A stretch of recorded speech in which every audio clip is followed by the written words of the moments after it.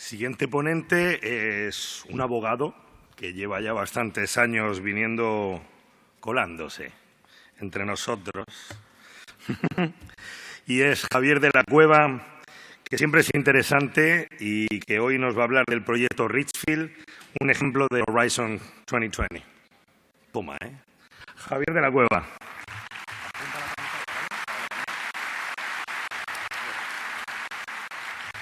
En efecto, soy un outsider. No me importa. Si hay un fin de semana bueno al año es el de Naucas, que tiene además una propiedad esencial, y es la de te quita el problema postvacacional. Cuando llegas en septiembre a Madrid, no tienes el problema de decir qué horror, me he quedado sin vacaciones. Lo que tienes es la ilusión de venir a Bilbao a pasar este fin de semana.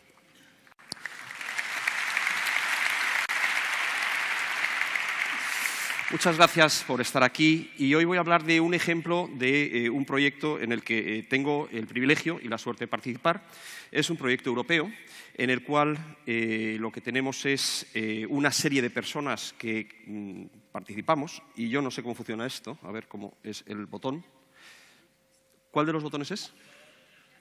Vale. Entonces, el programa Horizonte 2020 es un proyecto de la Unión Europea que fundamentalmente es un proyecto tipo financiero. No nos olvidemos de este dato porque este dato es muy relevante en lo que tiene que ver con lo que es cómo hacer ciencia. Hasta ahora lo que nosotros hemos visto, gente aquí participando, que lo que nos va contando es los efectos, las cosas que se van logrando de la ciencia, pero yo voy a hablar hoy de dos cuestiones. La primera de ellas es una cuestión de tipo burocrático. Hacer ciencia es hacer burocracia también. Y en segundo lugar, me voy a tomar un poco la libertad de aquellas personas jóvenes que en su momento puedan estar aquí pensando en encaminar su vida hacia terrenos de cualquier tipo científico o incluso también humanístico, ¿por qué no? Porque también las ciencias sociales existen, además. Darles una serie de pautas que son lo que yo he podido vivir y experimentar precisamente de la participación en este tipo de proyectos.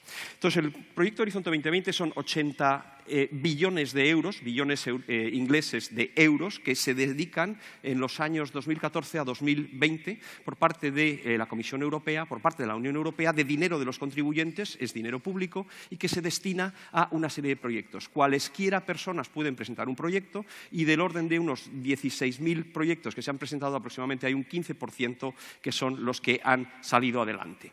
En un momento determinado, lo que ocurre es que hay un determinado proyecto, que es el proyecto Richfields, que es este que está aquí mostrándose, en el cual lo que se plantea es el hecho de decir, hay un elemento que es el de la alimentación, todos comemos, hay una industria de la alimentación y entonces el problema que tenemos es que empezamos a tener una serie de datos, tenemos muchos datos, pero todos estos datos provienen de sitios muy diferentes, provienen de los restaurantes, provienen de los supermercados, provienen de lo que nosotros podemos hacer con las aplicaciones en nuestros móviles, provienen de lo que es la industria alimenticia, provienen de unas maneras muy desestructuradas, de unas maneras totalmente distintas y el problema que tiene la ciencia es queremos hacer un análisis metodológico de toda esta serie de datos y, por tanto, ¿cómo podemos hacerlo? Y el proyecto Richfields lo que pretende es precisamente hacer este tipo de análisis. Participan en este proyecto toda una serie de instituciones que están lideradas por la Universidad de Wageningen, por la fundación de la Universidad de Wageningen de Holanda. Y yo les voy a contar un secreto. Yo soy uno que hay ahí y me tuve que hacer un logo, porque, claro, ponía Javier de la Cueva y entonces la verdad es que uno que ya es bastante friki para estar aquí siendo un outsider entre científicos, pues entonces al final lo que uno dijo es pues me tendré que esconder de alguna manera para que no parezca que estoy ahí, porque lo que sí que destacaba mucho es que existiera un nombre y un apellido. Y entonces, ¿qué es lo que hacemos aquí? Aquí lo que participamos en esas 16 instituciones, 15 más una persona física, que soy yo, lo que hacemos es, nos dividimos el trabajo, y aquí es donde hablo de burocracia, en lo que se denominan 3 fases. Y en estas 3 fases lo que existen es lo que nosotros denominamos working packages, o sea, paquetes de trabajo. En cada paquete de trabajo participamos una serie de socios y entre todos vamos compartiendo la información. Esa información que vamos compartiendo se hace a través de 13 working packages y en el número 13 es precisamente el del gobierno, el de la ética, el de la propiedad intelectual, sobre cuál es el diseño final. Una vez que tengamos todos estos datos y los hayamos entrelazado y los pongamos semánticamente ordenados, enlazados entre sí en una web, y en una serie de bases de datos, cómo se gobierna eso, cómo se participa a eso, y de ahí esa infraestructura, que es lo que se busca crear, es una creación de una infraestructura para que cualquier investigador futuro pueda llevar a cabo sus estudios, es lo que nosotros tenemos que tomar esas decisiones. Por tanto, los Working Packages tenemos en la fase 1 qué tipo de datos tenemos, la compra de la comida, la preparación de la comida, el consumo de la comida, y ahí lo que tenemos que mirar es saber cómo integramos todos estos datos, cómo se maneja además precisamente el proyecto europeo, y ahí tendríamos el Working Package 1, el 2 y el 3, donde lo que estamos haciendo es mirando a ver cuáles son las necesidades, las intenciones, cómo vertebramos todo este proyecto europeo, y luego en el número 4, por ejemplo, lo que se hace es un rigor metodológico, que es en definitiva el método científico. Pero esto, y aquí ya es donde me vienen un poco las conclusiones, son las siguientes. Vamos a ver. La ciencia hoy en día también es hacer burocracia.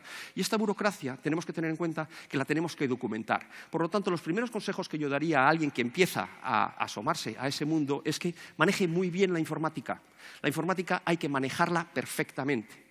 Y lo que nos encontramos actualmente con la informática es que de repente hay una cosa que no nos enseñan en el colegio, y es cómo nombramos los archivos. O sea, esto es... Todos los días nos encontramos con este problema. ¿Y por qué no hacemos lo que hacemos abajo, que le ponemos precisamente la fecha en un determinado formato, que es un formato ISO, y de esa manera lo que tenemos es que un documento siempre sabemos cuál es el último y además el orden cronológico coincide con el orden alfabético? Eso es una de las primeras cuestiones que tenemos que tomar en cuenta. Segunda cuestión que tenemos que tener en cuenta es otra herramienta que es absolutamente esencial. Decía el alcalde de Florida el otro día, no quiero que salgan ustedes de aquí mañana o esta noche, quiero que salgan ya, que se vayan ustedes ya de Florida. Idiomas. No solo hay que saber inglés, hay que saber otro idioma y hay que ponerse ya a estudiarlo. Saber inglés, castellano y euskera no es suficiente. Y aquí tenemos que recordar, por ejemplo, a Tony Judd, que decía, cuando yo tuve una crisis de mediana edad, no me compré un coche, no cambié de mujer. ¿Qué hice? Aprendí checo. Y decía luego, sí, pero es que eso me permitió estar entre dos bandos, ser el único investigador que lo que tenía era contactos con los dos bandos, y de esa manera logré escribir esa gran obra que se llama La posguerra, ¿no? Y es la mejor obra que existe. Y luego tenemos también esto, que es importante. Somos una provincia del sur de Europa. No nos olvidemos. Aquí nadie en Madrid, es que tú eres de Madrid, la capital. No, yo soy de una provincia al sur de Europa. Y las reuniones aquí las tenemos los nauqueros en Ámsterdam. ¿Por qué? Porque cuesta menos dinero irse a Ámsterdam que, por ejemplo, irse de Madrid a Barcelona. Y no he querido decir nada con Barcelona, simplemente es que el precio del AVE no hay nadie que lo aguante. Y por último, no nos olvidemos de una actitud mental que tenemos que tener. Este es el amigo que tengo que está más lejos, y este tiene muy claro que el centro del mundo está siempre donde uno quiere que esté. ¿Y qué es lo que dice? Y esta es la actitud que tenemos que tener frente a la ciencia. Con tal de tener la razón, soy capaz de dejarme convencer.